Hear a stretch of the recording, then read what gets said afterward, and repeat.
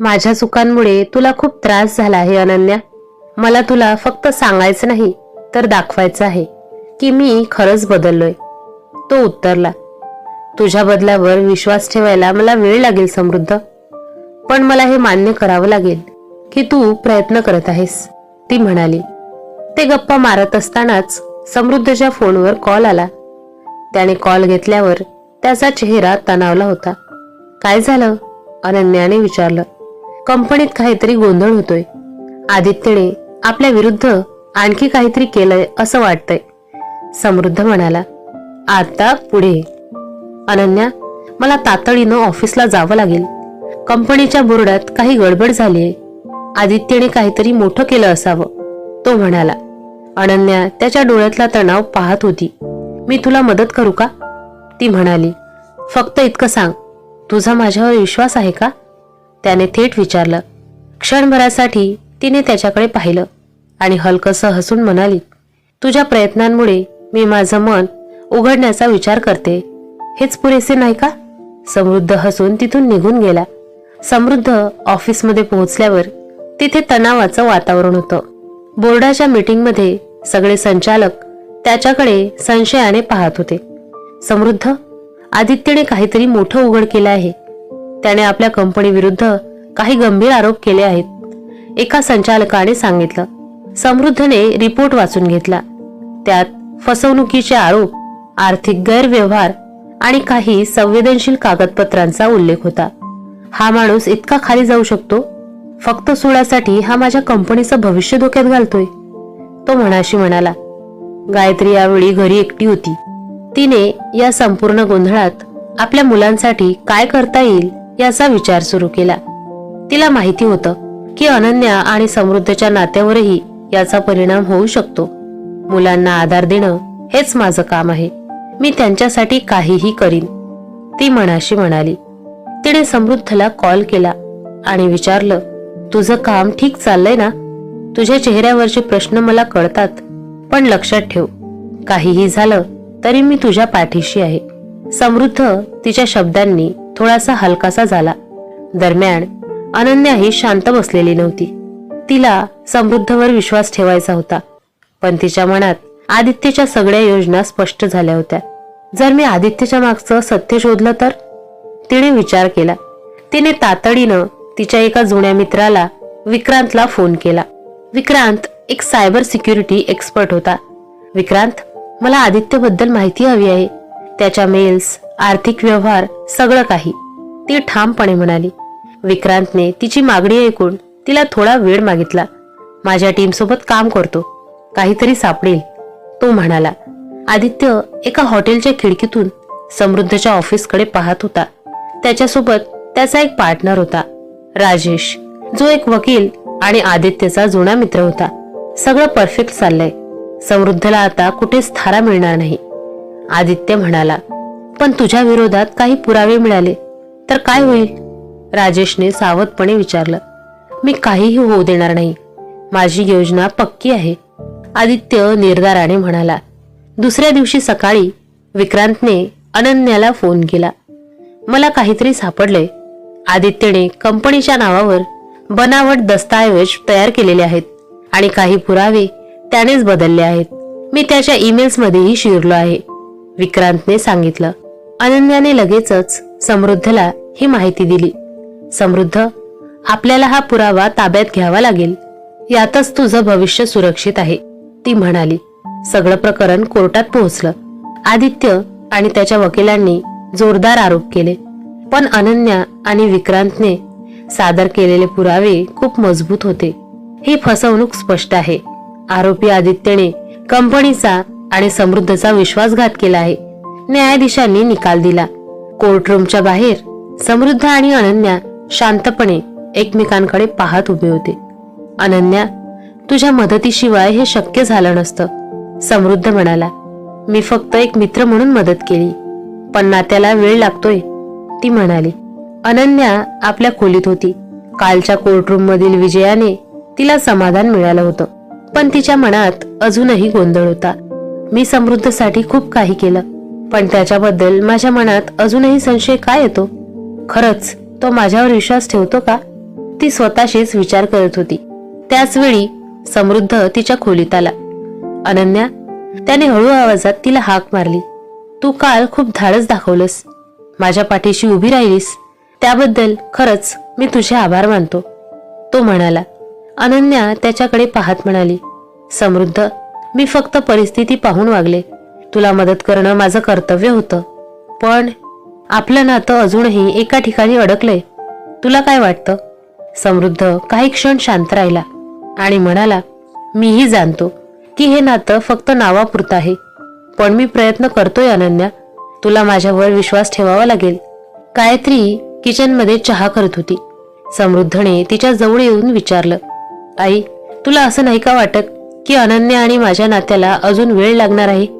गायत्रीने त्याच्याकडे हसून पाहिलं आणि म्हणाली, समृद्ध, प्रत्येक नात्याला वेळ द्यावा लागतो. अनन्या खूप सहनशील आहे, पण ती आपल्या स्वभावाने कठोर आहे. तिला तुझा खराखुरा विश्वास दाखव. गायत्रीने चहा कपात ओतला आणि पुढे म्हणाली, आणि लक्षात ठेव, एखादा नवा अनुभव किंवा घटना तुमच्या नात्याला नवीन वळण देऊ शकतं. दरम्यान आदित्य अजूनही आपल्या पराभवाने सुन्न नव्हता. मी त्यांना हरवण्यासाठी पूर्ण तयारी केली होती, पण अनन्याने माझं सगळं नष्ट केलं, तो स्वतःशीच बोलत होता. त्याचा विश्वासू साथीदार राजेश त्याच्या जवळ येऊन म्हणाला, आता काय करायचं ठरवलंयस? आदित्यने विचार करून ठामपणे उत्तर दिलं, समृद्ध आणि अनन्याला त्यांच्या जीवनात कायमचं संकट आणून त्यांची सुख हिरावून घ्यायची आहेत. त्यासाठी मला त्यांच्या वैयक्तिक आयुष्यात प्रवेश करावा लागेल. त्या दिवशी संध्याकाळी समृद्ध आणि अनन्या घरी शांत बसले होते. समृद्धच्या फोनवर एक कॉल आला. समृद्ध, तुम्हाला आणि अनन्याला आमच्या कंपनीच्या वार्षिक समारंभासाठी आमंत्रित करतोय. हा कार्यक्रम महत्वाचा आहे, समृद्धच्या सहकार्याने सांगितलं. समृद्धने अनन्याला विचारलं, आपल्याला जावं लागेल, तिथे आपल्या कंपनीच्या इमेजसाठी हे महत्वाचं आहे. अनन्या थोडीशी नाराज दिसत होती, पण तिने मान हलवून होकार दिला. समारंभाला ते दोघं एकत्र गेले. अनन्या सुंदर गाऊनमध्ये तर समृद्ध एका काळ्या सूटमध्ये देखणा दिसत होता. सर्वांचं लक्ष त्यांच्याकडे होतं. अरे, किती परफेक्ट जोडपं दिसतंय, एका पाहुण्याने म्हटलं. पण तिथं आदित्यही गुपचूप उपस्थित होता. त्याने अनन्याचा एक जुना फोटो मीडियाला लीक केला होता, ज्यामुळे तिच्या चारित्र्यावर प्रश्न निर्माण होऊ शकतील. समारंभाच्या मध्यभागीच मीडियाने अनन्याला प्रश्न विचारायला सुरुवात केली. तुमचा हा फोटो पहा, तुम्हाला काही सांगायचं आहे का?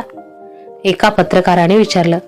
अनन्या शॉक झाली होती, तिला काहीच सुचत नव्हतं.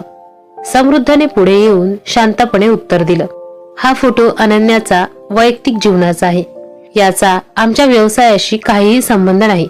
तुम्ही कृपया अशा गोष्टींचा प्रचार करू नका. घरी परतल्यानंतर अनन्या खूपच हताश होती.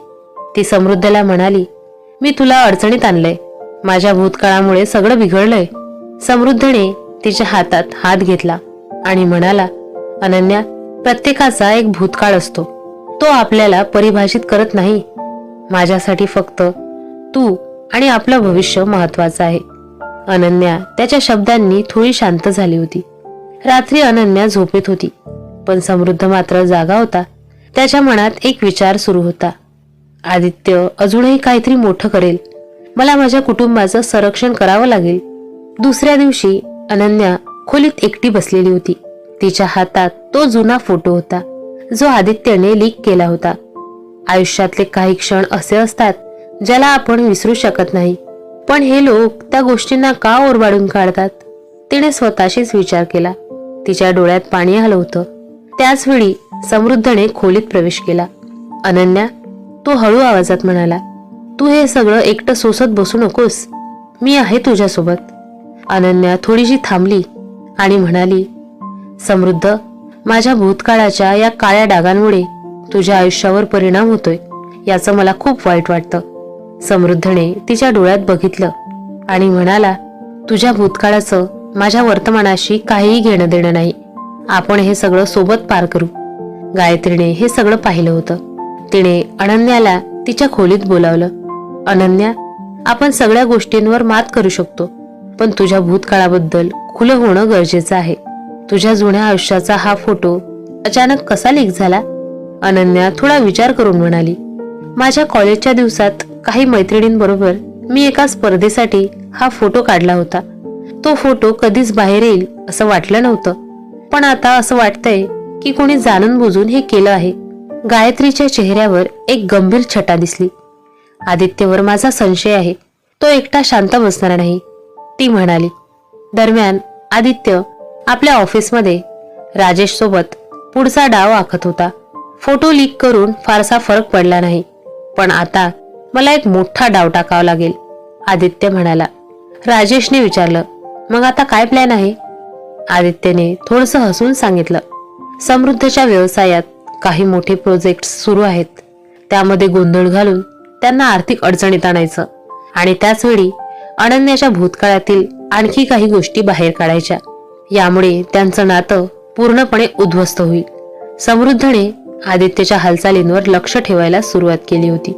त्याचा एक विश्वासू मित्र करण याने त्याला आदित्यच्या डावपिसांबद्दल माहिती दिली. समृद्ध, आदित्य तुझ्या कंपनीच्या काही क्लायंट्सना वश करून तुझ्यावर आर्थिक दडपण आणायचं ठरवत आहे, करणने सांगितलं. समृद्धला हे ऐकून धक्का बसला. आदित्य माझ्या वैयक्तिक आणि व्यावसायिक आयुष्याचं नुकसान करायच्या मागे लागलाय. आता मला त्याला थांबवावंच लागेल, तो ठामपणे म्हणाला. संध्याकाळी अनन्या आपल्या ऑफिसमधून परतत होती. तिच्या गाडीचा पाठलाग होत असल्याचं तिला जाणवलं. तिने घाबरत गाडी थांबवली आणि मागे पाहिलं. एका काळ्या कारने तिला घेरलं होतं. त्या कारमधून 2 अनोळखी माणसं बाहेर आली आणि तिला गाडीत ओढून घेऊन गेली. अनन्या घाबरून ओरडत होती, मला सोडा, कोण आहात तुम्ही, मला कुठे नेताय? त्या माणसांनी तिच्या ओरडण्याकडे दुर्लक्ष केलं आणि तिला एका गोदामात नेलं.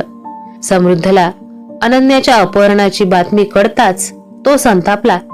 त्याने करण आणि इतर मित्रांना एकत्र केलं आणि अनन्याला शोधायला सुरुवात केली. मी तिचं संरक्षण करू शकलो नाही, पण आता काहीही करून तिला सुखरूप परत आणणार, तो ठामपणे म्हणाला. अनन्या एका अज्ञात ठिकाणी कैद होती, तर समृद्ध आणि गायत्री तिला वाचवण्यासाठी प्रयत्न करत होते. आदित्यच्या कटामागचं सत्य उघड होणार का? अनन्या स्वतःला या संकटातून कसं सोडवणार? समृद्धला तिचा ठाव ठिकाणा कसा सापडेल? हे जाणून घेण्यासाठी पुढील भाग नक्की बघा. तुम्हाला हा व्हिडिओ आवडला असेल तर नक्की लाईक करा आणि अशाच छान छान कथा ऐकण्यासाठी चॅनलला नक्की सबस्क्राईब करा. धन्यवाद.